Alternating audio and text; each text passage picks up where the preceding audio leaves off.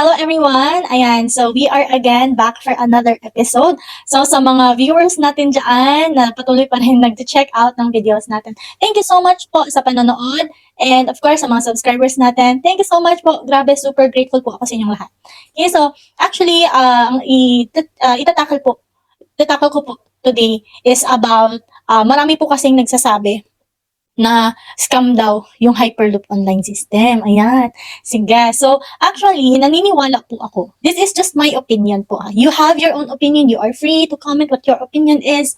And, as long as, all love lang po. Diba? No hate. Diba? So, yun. Ang paniniwala po kasi, yung scam is tao. Tao po yung nagsascam. Diba? Hindi po yung platform, hindi po yung company. Diba? So, let's say may isang bagong company na nag-pop up. Tapos, scam naman pala yon. Pero, sino po ba yung gumawa ng company na yon? Diba? Tao din naman. So, naniniwala po ako, nasa tao po yung scam. Wala sa company, kahit anong, organization, nasa tao po. Kasi tao naman po yung gumawa ng isang company or something, or tao po talaga yung scam. Diba? So, very careful po tayo kung sino po yung mga paniniwalaan natin, especially dito sa online.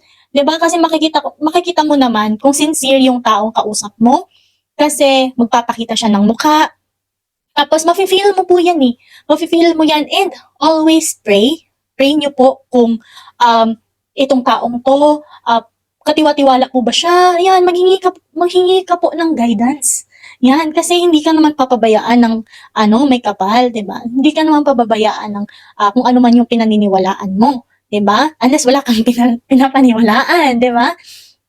So, yun lang po ang advice ko sa mga gustong or mga naghahanap ng opportunity. Any opportunity is fine, pero i-check niyo po kung legit po talaga siya. So, for me po, napaka-legit po ng Hyperloop online system. Dahil isa din po ako sa mga natulungan ng Hyperloop online system. 'Di ba? So, isa po ako former OFW, yan, na nag-start dito. Yon. OFW po tayo nung nag-start po ako dito. So, nagtrabaho po ako sa Dubai. Yan. And then, nag-start po ako September of 2022. Yon. After a year, ginawa ko po siyang full-time. So, umuwi po ako ng Pilipinas para i-full-time si Hyperloop online system. And then, ngayon, balik Dubai po ulit ako. 'Di ba? Pero, hindi na po ako nagtatrabaho. OFW pa din, 'di ba? Pero hindi OFW ka pa rin naman pala, so wala din nangyari. Hindi po. 'Di ba? OFW, Overseas Filipino Wife. Yan. Kasi kasal na po ako. Ayan. Kasal na po ako. So Overseas Filipino Wife na po tayo ngayon, 'di ba? So OFW pa din. Yan. So nandito na po ako sa Dubai, pero full time ko pa din si Hyperloop online system. So isipin niyo na lang, 'di ba? Na kaya pala i-full time si Hyperloop online system kahit nasa ibang bansa ka, 'di ba? And also, naisip ko din syempre dati kasi, again, 'di ba, this Hyperloop online system, Empowered Consumerism, is a business po. Business po siya, hindi po siya trabaho. Ayan. So marami po kasi nagkaka-misconception, 'di ba? So na-mislead sa ibang mga na mga commercial, tawag na to, advertisements. Yun, so na-mislead sila. So inform ko lang po yung mga taong nandito kasi naghahanap ng isang opportunity. This Hyperloop online system, Empowered Consumerism, is a business po. Ayan. So, I hope klaro po tayo doon. Diba? And actually, ma-share ko na lang. Kasi dati po, nag-try po akong mag-venture sa business. Ayan. So, dati pa lang, may pagka-business minded na po talaga ako. Yan. So, nag-venture ako ng business, yung mga benta-benta online, yung mga bags, ayan, mga bikinis, ganyan, swimsuit, yun, tinry ko po yan kasi para magkaroon ng extra income. Kasi 'di ba, hindi porket OFW po tayo, or parang mga nagtatrabaho sa abroad, mayaman na, 'di ba? Syempre hindi po ganoon. Hindi po namumulot ng pera yung mga OFW sa ibang bansa. Pinaghihirapan din po 'yan. Minsan nga itlog na lang po yung kinakain ng mga ibang OFW, 'di ba? Para lang makatawid sa susunod na naman na sahod. Kasi yung sahuran po sa abroad is 30 days. 'Di ba? Every katapusan. Hindi po gaya sa Pinas na 15 katapusan. 'Di ba? Isang beses lang po kaming sumasahod. 'Di ba? Sa isang buwan. Kaya kailangan po namin pagkasyahin yung perang yan para umabot hanggang dun sa katapusan. So, ayun na nga. So, since nag-try po ako mag-business dati, syempre, nasa ibang bansa po ako kasi OFW, di ba? So, pinamanage ko po kahit papano sa family ko, di ba? Kasi syempre, dapat kasama ko sila dito sa negosyong itatayo ko. Kasi, di ba, kahit papano, magbe-benefit din naman ang family ko. Kaso lang, wala na pong nabalik sa kapital ko. Wala, as in, nag-magic, parang ting, gano'n, wala na, disappear na siya, hindi na siya nakita.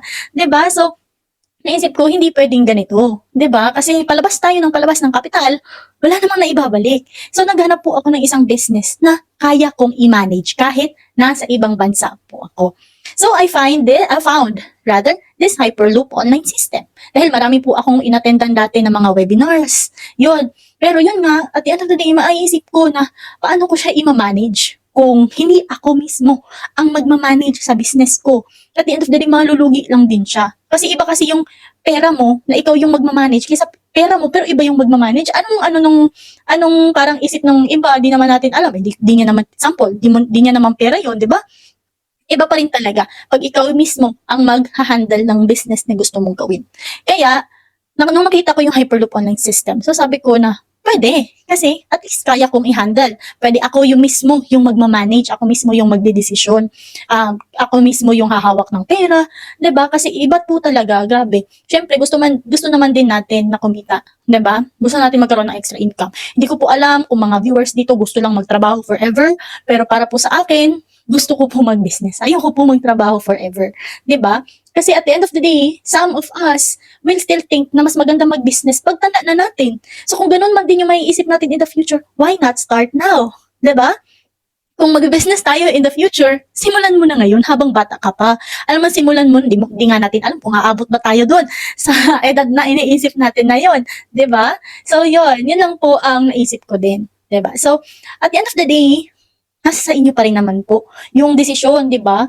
Most naman ang alam ko naman na lahat ang alam ko naman dito sa team namin, hindi po kami namimilit, 'di ba? Lahat po nang nagsimula dito ay voluntary po yung desisyon nila. And confident naman po ako na transparent po kami sa mga kailangan malaman ng mga nagsimula dito. So, kung gusto mo din magsimula, kagaya namin, isa lang pong gagawin nyo. I-screenshot nyo ang video na ito, i-send nyo sa Facebook ko para i-guide ko po kayo agad. And ma-share ko na lang din. Lastly, mga bago kong online associates, yan. So, ayan po yung naging income nila. So, gusto ko lang ma-share para ma-aware din po kayo. Pwede nyo silang i-search para makita nyo kung totoong tao ba talaga yung mga pinapakita ko. Baka nagpapakita lang ako ng mga picture-picture dyan, diba? So, search nyo kung gusto nyo, diba? So, yan. Sila po yung mga bago kong 5 digits earners. Ayan. So, yun lang naman. 4 digits earner and 5 digits earner. Yan. So, thank you so much po sa panonood. I hope you're having a great day today. Kung anong araw mo man pinapanood ito, God bless po sa iyo. I hope makahanap ka din ng isang opportunity gaya ng nahanap namin. Ingat po. Bye!